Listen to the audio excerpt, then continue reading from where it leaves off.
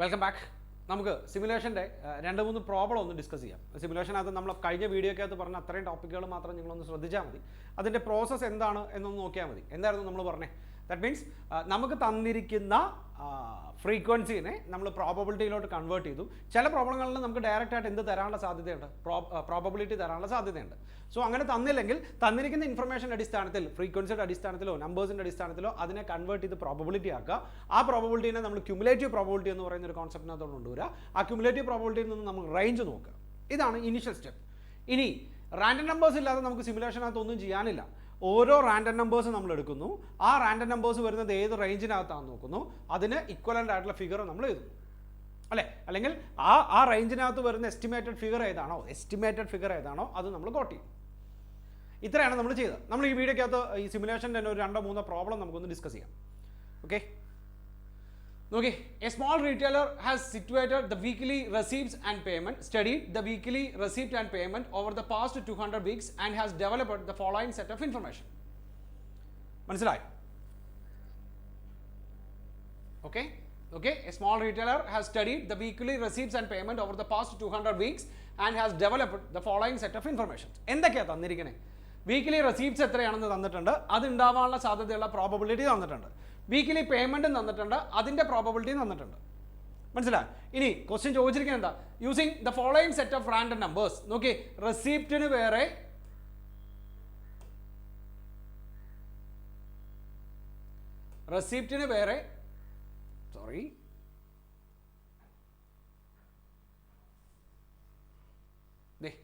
റെസീപ്റ്റിന് വേറെ ആൻഡ് പേയ്മെൻറ്റിന് വേറെ, രണ്ടിനും വെവ്വേറെ റാൻഡം നമ്പേഴ്സ് നമുക്ക് തന്നിട്ടുണ്ട്.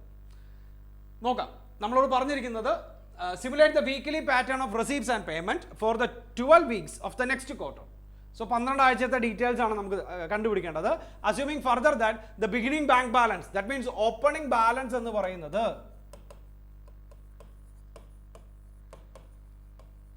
8,000 rupees ഉണ്ട്. ഓപ്പണിംഗ് ബാലൻസ് 8,000 rupees ഉണ്ട്. What is estimated balance at the end of the 12-week period? So നോക്കി, 12 ആഴ്ച കഴിയുമ്പോൾ നമ്മുടെ ക്യാഷ് ബാലൻസ് എത്രയാണെന്നാണ് ചോദിച്ചിരിക്കുന്നത്. ഇനി what is the highest weekly balance during the quarter? ഏറ്റവും കൂടുതൽ ബാലൻസ് വരുന്നത് ഏത് വീക്കിലാണ്, അല്ലെങ്കിൽ അത് എത്രയാണെന്നാണ് ചോദിച്ചിരിക്കുന്നത്. And the last one, what is the average weekly balance? That means weekly ബാലൻസിൻ്റെ ആവറേജ്. അങ്ങനെ 3 ക്വസ്റ്റ്യൻ ആണ് ചോദിച്ചിരിക്കുന്നത്. ക്ലോസിംഗ് ക്യാഷ് ബാലൻസ് എത്രയാണെന്ന് അറിയണം. ആ 12 ആഴ്ചയിലെ ഏറ്റവും ഹയസ്റ്റ് ആയിട്ട് വരുന്ന ക്യാഷ് ബാലൻസ് എത്രയാണെന്ന് അറിയണം. ആ 12 ആഴ്ചയിലെ ആവറേജ് അറിയണം.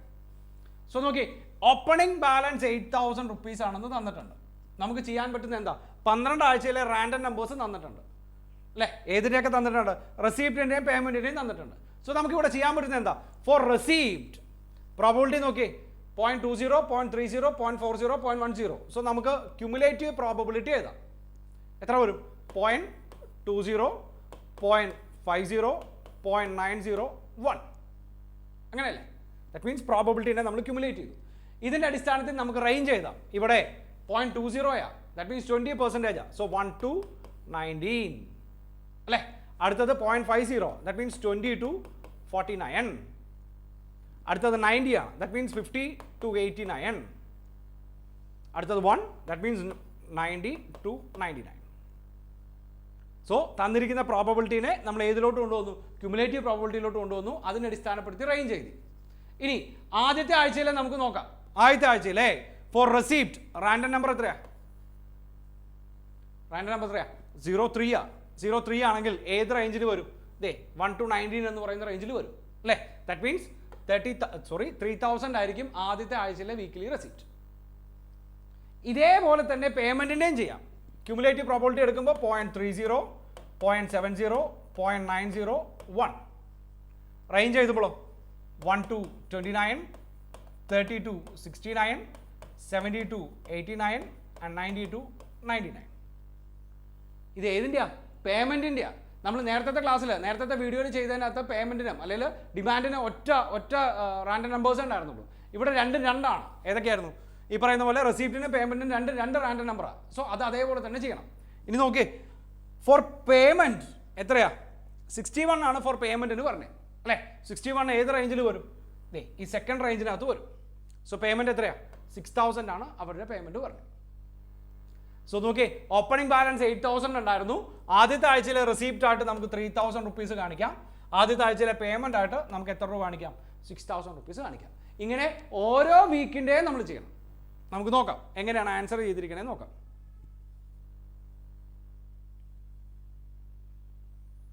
കണ്ടോ, നമ്മൾ കണ്ടുപിടിച്ച പോലെ തന്നെ receipt, probability, cumulative probability, range. ഏതിൻ്റെയാ? റെസിപ്റ്റിൻ്റെ. അതേപോലെ തന്നെ പേയ്മെൻറ്റിനും ചെയ്തിട്ടുണ്ട്. Payment, probability, cumulative probability, range. Okay, നോക്കി ആൻസർ ചെയ്യുമ്പോൾ ഇതാ ഓപ്പണിംഗ് ബാലൻസ് ആയിട്ട് 8,000 റുപ്പീസ് കാണിച്ചിട്ടുണ്ട്. ഓപ്പണിംഗ് ബാലൻസ് ആയിട്ട് 8,000 റുപ്പീസ് നമ്മൾ കാണിച്ചിട്ടുണ്ട്. ഇനി നോക്കിയാൽ ഓരോ ആഴ്ചയിലെയും റാൻഡം നമ്പേഴ്സ് എടുക്കുക. ആദ്യത്തേത് 3 ആയിരുന്നു. സോ 3 ഏത് റേഞ്ചിലാണ് വരണേ നോക്കണം. നമ്മളിപ്പോൾ പറഞ്ഞതാ 3 ഏത് റേഞ്ചിലാണ് വരണേ?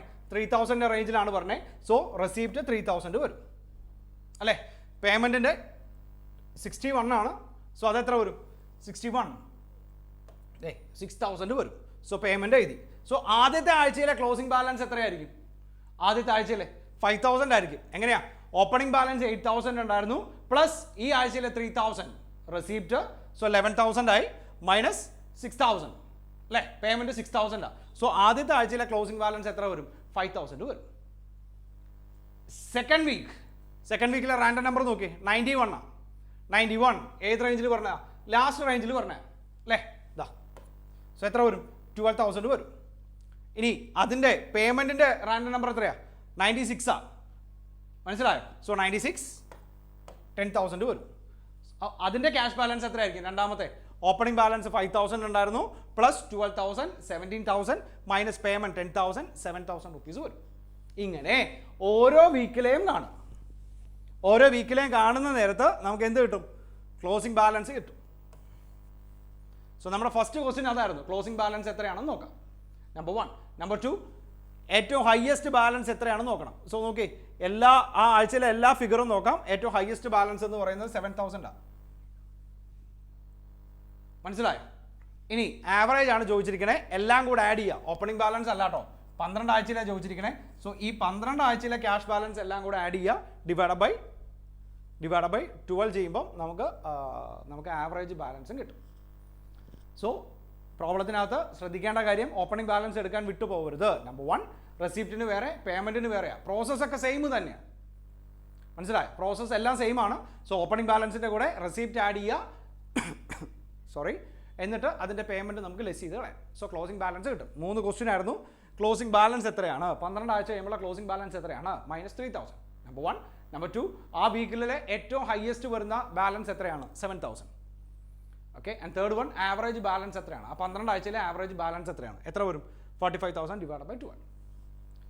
ചെയ്ത് നോക്കാവോ?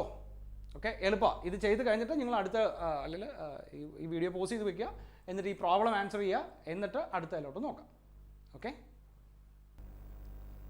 അടുത്ത illustration. An automobile production line turns out about 100 cars per day, but the deviation occurs owing to the many causes. അതായത് നോർമൽ കേസിനകത്ത് അവരൊരു ദിവസം 100 കാറുകൾ വെച്ച് പ്രൊഡക്ഷൻ നടത്തും. The production is more accurately described by the probability distribution given below. So എന്തേലും അല്ലെങ്കിൽ അതിനകത്തൊരു deviation ഉണ്ടാവാനുള്ള സാധ്യതകളുണ്ട്. സോ ഇവിടെ പറയുന്നത് നോക്കി, കുറച്ച് ഡീറ്റെയിൽസ് പ്രോബബിലിറ്റി തന്നിട്ടുണ്ട്. ഓരോ ദിവസങ്ങളിൽ എത്രയൊക്കെ വെച്ചിട്ടാവാം എന്നുള്ളൊരു പ്രോബബിലിറ്റി നമുക്ക് ഇവിടെ തന്നിട്ടുണ്ട്. എങ്ങനെയാണ്? 3% 95 ആൻഡ് 5% 96 വെച്ച് പ്രൊഡക്ഷൻ നടത്താൻ പറ്റും. 7% 97 കാറുകൾ വെച്ച് പ്രൊഡക്ഷൻ നടത്താൻ പറ്റും. അങ്ങനെ 95 തൊട്ട് 105 വരെയുള്ള പ്രോബബിലിറ്റീസ് തന്നിട്ടുണ്ട്. മനസ്സിലായോ? Question: finished car are transported across the bay at the end of each day by ferry. മനസ്സിലായോ? ഫിനിഷ്ഡ് ഗുഡ്സ് അല്ലെങ്കിൽ ഫിനിഷ്ഡ് കാറുകളെ ഫെറിയിലാണ് അങ്ങോട്ട് കിടത്തണേ. പറയുന്നത് if the ferry has a space for only 101 cars, അതായത് 101 കാറുകൾ കൊണ്ടുപോകാനുള്ള സ്പേസ് മാത്രമേ ആ ഫെറിക്കുള്ളൂ. What will be the average number of car waitings to be shipped? Important ആണ്. What will be the average number of cars waiting to be shipped? So നിങ്ങൾ ആലോചിച്ച് നോക്കിയേ, 101 കാറുകൾ കൊണ്ടുപോകാനുള്ള സ്പേസേ ആർക്കുള്ളൂ? ആ ഫെറിക്കുള്ളൂ. So average number of car, wait ചെയ്യുന്ന ആവറേജ് നമ്പർ ഓഫ് കാറിൻ്റെ എണ്ണമാണ് ചോദിച്ചിരിക്കുന്നത്. അതായത് ആ ഒരു ദിവസം 101 കാറുകളെ കൂടുതലാണ് നിങ്ങൾ പ്രൊഡക്ഷൻ നടത്തുന്നതെങ്കിൽ തീർച്ചയായിട്ടും വെയിറ്റ് ചെയ്യേണ്ടി വരും, അല്ലേ? സപ്പോസ് 103 കാറുകളാണ് ഒരു ദിവസം പ്രൊഡക്ഷൻ നടത്തുന്നതെന്ന് വിചാരിക്കുക. ആ ഒരു ദിവസം 101 കാറുകളെ നമുക്ക് എന്ത് ചെയ്യാൻ പറ്റുള്ളൂ, ഈ ബേ ക്രോസ് ചെയ്തിട്ട് കൊണ്ടുപോകാൻ പറ്റുള്ളൂ. കാരണം ഫെറിയിൽ ആകെ 101 കാറുകൾക്കുള്ള സ്പേസേ ഉള്ളൂ. സോ അങ്ങനെ വരുന്ന സാഹചര്യങ്ങളിൽ 101 കൂടുതൽ എത്രയാണോ അത് വെയിറ്റ് ചെയ്യേണ്ടി വരും. Number 2, what will be the average number of empty space on the boat? ആ ബോട്ടിനകത്ത്, ആ ഫെറിക്കകത്തുള്ള എംപ്റ്റി സ്പേസ് എങ്ങനെയാണ്? 101 കാറുകൾ വരെ കൊണ്ടുപോകാനുള്ള സ്പേസ് ഉണ്ട്. അതിനേക്കാൾ കുറവാണ് പ്രൊഡക്ഷൻ നടത്തുന്നതെങ്കിൽ തീർച്ചയായിട്ടും എംപ്റ്റി സ്പേസ് ഉണ്ടാവും. സോ ഇതിൻ്റെ രണ്ടിൻ്റെയും ആവറേജ് ആണ് ചോദിച്ചിരിക്കുന്നത്. എങ്ങനെയാണ്? നമുക്ക് കുറേ റാൻഡം നമ്പേഴ്സ് തന്നിട്ടുണ്ട്. 20, 63, 46, 16 അങ്ങനെ കുറേ റാൻഡം നമ്പേഴ്സ് നമുക്ക് തന്നിട്ടുണ്ട്. മനസ്സിലായോ? സോ നമുക്ക് എന്ത് ചെയ്യാം? പ്രൊഡക്ഷൻ പെർ ഡേ ഉണ്ട്, പ്രോബബിലിറ്റി ഉണ്ട്. സോ ഈ പ്രോബബിലിറ്റീനെ നമ്മൾ നേരത്തെ ചെയ്തതുപോലെ തന്നെ ക്യുമുലേറ്റീവ് പ്രോബബിലിറ്റി ആക്കണം. എന്നിട്ട് എന്ത് എഴുതണം? റേഞ്ച് എഴുതണം. ആ റേഞ്ചിനെ ഈ പറയുന്ന റാൻഡം നമ്പേഴ്സുമായിട്ട് നമുക്ക് ചെയ്യാം. നോക്കാം എങ്ങനെയാണ് ആൻസർ ചെയ്യണമെന്ന് നോക്കാം. സോ നോക്കി, പ്രൊഡക്ഷൻ പെർ ഡേ തന്നിട്ടുണ്ട് അല്ലേ, പ്രോബബിലിറ്റി തന്നിട്ടുണ്ട്. ആ പ്രോബബിലിറ്റീനെ ക്യുമുലേറ്റീവ് പ്രോബബിലിറ്റി ആക്കി ആ ക്യുമുലേറ്റീവ് പ്രോബബിലിറ്റിയിൽ നിന്ന് നമ്മൾ ഏതിലോട്ട് കൊണ്ടുവന്നു? റേഞ്ച് എന്ന് പറയുന്ന ഒരു കോൺസെപ്റ്റിലോട്ട് കൊണ്ടുവന്നു. നോർമൽ കേസ് ദാറ്റ് മീൻസ് 3, 5, 7, 10, 15, 20, 15, 10, 7, 5, 3 അങ്ങനെ പ്രോബബിലിറ്റി 1 വന്നു. ആഡ് ചെയ്യുമ്പോൾ 3 + 5 8, 8 + 7 15 വരും, +10 25. ദാറ്റ് മീൻസ് ഇതിനെ ക്യുമുലേറ്റ് ചെയ്തു. ഇതിൻ്റെ അടിസ്ഥാനത്തിൽ റേഞ്ച് എഴുതി. ഇവിടെ 3% സോ 0 to 2. ഇവിടെ 8 സോ 3 to 7 അല്ലേ. 15 8 to 14. 25 15 to 24. That means range എഴുതി. ഇനി നമുക്ക് എന്ത് ചെയ്യണം? ഈ റേഞ്ചിൻ്റെ അടിസ്ഥാനത്തിൽ നമുക്ക് കുറേ പ്രോബ്ലത്തിനകത്ത് കുറേ എന്ത് തന്നിട്ടുണ്ട്? റാൻഡം നമ്പേഴ്സ് തന്നിട്ടുണ്ട്.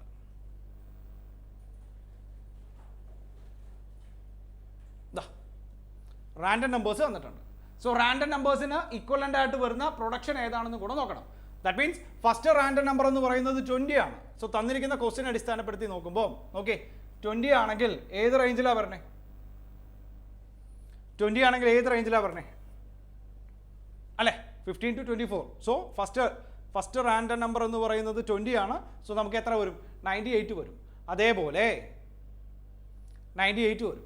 സോ അതേപോലെ ഓരോ റാൻഡം നമ്പർ നോക്കുക, അതാത് പ്രൊഡക്ഷൻ എത്രയാണെന്ന് നോക്കുക. നമ്മളോട് ക്വസ്റ്റ്യൻ ചോദിച്ചിരിക്കുന്നത് എന്താ? വെയിറ്റിങ്ങിൻ്റെ ആവറേജും എംപ്റ്റി സ്പേസിൻ്റെ ആവറേജും ആണ് ചോദിച്ചിരിക്കുന്നത്. സോ നോക്കിയേ, ഫസ്റ്റ് ഡേ 98 പ്രൊഡക്ഷൻ നടത്തണേ. ഫെറിയുടെ സ്പേസ് എത്രയായിരുന്നു? 101 ബോട്ടുകൾ കൊണ്ടുപോകാൻ 101 കാറുകൾ കൊണ്ടുപോകാനുള്ള സ്പേസ് ഉണ്ടായിരുന്നു. സോ ബാലൻസ് അവിടെ എംപ്റ്റി സ്പേസ് എന്ന് പറയുന്നത് 3 വരും. എങ്ങനെയാ? 101 - 98 3 വരും. The second day random number 63 ആണ്. റേഞ്ച് വെച്ച് നോക്കുമ്പോൾ പ്രൊഡക്ഷൻ 101 വരും. കറക്റ്റ് 101. അവിടെ എന്ത് ചെയ്യേണ്ട കാര്യമില്ല, വെയിറ്റിങ്ങും വേണ്ട, എംപ്റ്റി സ്പേസും ഉണ്ടാവില്ല. കാരണം എന്താ? 101 കാറുകളെ കൊണ്ടുപോകാനുള്ള സ്പേസ് ആണ് ആ ഫെറിക്കകത്തുള്ളത് അല്ലേ. ആൻഡ് തേർഡ് ഡേ എത്ര വരും? 100 കാറുകളാണ്. അങ്ങനെയാണെങ്കിൽ ഒരു എംപ്റ്റി സ്പേസ് വരും. ആൻഡ് സെക്കൻഡ് വൺ എഗെയിൻ 98 3 വരും. അതേപോലെ നമുക്ക് എല്ലാം ചെയ്യാം. മനസ്സിലായി? ഇവിടെ നോക്കി 103 103. ദാറ്റ് മീൻസ് അന്നത്തെ ദിവസത്തെ പ്രൊഡക്ഷൻ എന്ന് പറയുന്നത് 103 കാറുകളാണ്. പക്ഷെ ആകെ കൊണ്ടുപോകാൻ എത്രേ ഉള്ളൂ? 101 കാറുകൾ കൊണ്ടുപോകാനുള്ള സ്പേസേ ഉള്ളൂ. സോ അവിടെ വെയിറ്റിംഗ് ടു ബി ഷിപ്ഡ് എത്ര വരും? 2 വരും. അങ്ങനെ ഇത്രയും ദിവസത്തെ ഈ 15 ദിവസത്തെ ഡീറ്റെയിൽസ് എടുക്കുക, എന്നിട്ട് ആഡ് ചെയ്യുക. നമ്മളോട് ആവറേജ് ആണ് ചോദിച്ചിരിക്കുന്നത്. അതായത് ഇവിടെ നോക്കി എംപ്റ്റി സ്പേസ് ആണ് ചോദിച്ചിരിക്കുന്നത്. സോ 3 + 1 4 7 8 9 10 12 13 15 and 3 18 വരും അല്ലേ. സോ ആവറേജ് എന്ന് പറയുമ്പോൾ 18 / 15. അതേപോലെ തന്നെ ഏതിൻ്റെയും നോക്കണം? വെയിറ്റിംഗ് നോക്കണം. ഇതെല്ലാം കൂടെ ആഡ് ചെയ്യുക. 2 3 6 6 / 14 0.40 വരും. സോ ആവറേജ് ആണ് ചോദിച്ചിരിക്കുന്നത്. ക്വസ്റ്റ്യൻ മനസ്സിലായാലോ? ചെയ്ത് നോക്കാലോ. എങ്ങനെയായിരുന്നു? പ്രോബബിലിറ്റി തന്നിട്ടുണ്ട്, 15 ദിവസത്തെ പ്രൊഡക്ഷൻ തന്നിട്ടുണ്ട്, പ്രോബബിലിറ്റി തന്നിട്ടുണ്ട്, ക്യുമുലേറ്റീവ് പ്രോബബിലിറ്റി കണ്ടുപിടിക്കുക, റേഞ്ച് കണ്ടുപിടിച്ച് റാൻഡം നമ്പേഴ്സ് നോക്കി റേഞ്ച് ഐഡൻറ്റിഫൈ ചെയ്ത് ആ എത്രയാണ് പ്രൊഡക്ഷൻ വരണേന്ന് നോക്കുക. 101 കാറുകളേക്കാൾ കൂടുതലാണ് വരുന്നതെങ്കിൽ, അതാത് ദിവസത്തെ പ്രൊഡക്ഷൻ 101 കാറുകളേക്കാൾ കൂടുതലാണ് വരുന്നതെങ്കിൽ അവിടെ വെയിറ്റിംഗ് വരും. 101 കാറിനേക്കാൾ കുറവാണെങ്കിൽ അവിടെ എംപ്റ്റി സ്പേസ് വരും. കറക്റ്റ് 101 ആണെങ്കിൽ നോ ഇഷ്യൂ. എന്നിട്ട് ആ പറയുന്ന വെയിറ്റിങ്ങിൻ്റെ ടോട്ടലിനെ / 15 ചെയ്ത് ആവറേജ് ചെയ്യുക. അതേപോലെ തന്നെ എംപ്റ്റി സ്പേസിൻ്റെ ടോട്ടലിനെ / 15 ചെയ്ത് ഏത് ചെയ്യുക? ആവറേജിലോട്ട് കൊണ്ടുവരിക. ചെയ്ത് മനസ്സിലായോ? നമ്മുടെ മെറ്റീരിയലിൽ തന്നെയുള്ള പ്രോബ്ലമാണ്. നിങ്ങൾ ചെയ്ത് നോക്കുക. ഈ കൈയോടെ തന്നെ ഒന്ന് ബുക്കിനകത്ത് ആൻസർ ചെയ്ത് നോക്കുക. ഓരോ പ്രോബ്ലം കഴിഞ്ഞിട്ട് നമുക്ക് ഓരോ പ്രോബ്ലം ഡിസ്കസ് ചെയ്യാം. ഓക്കെ.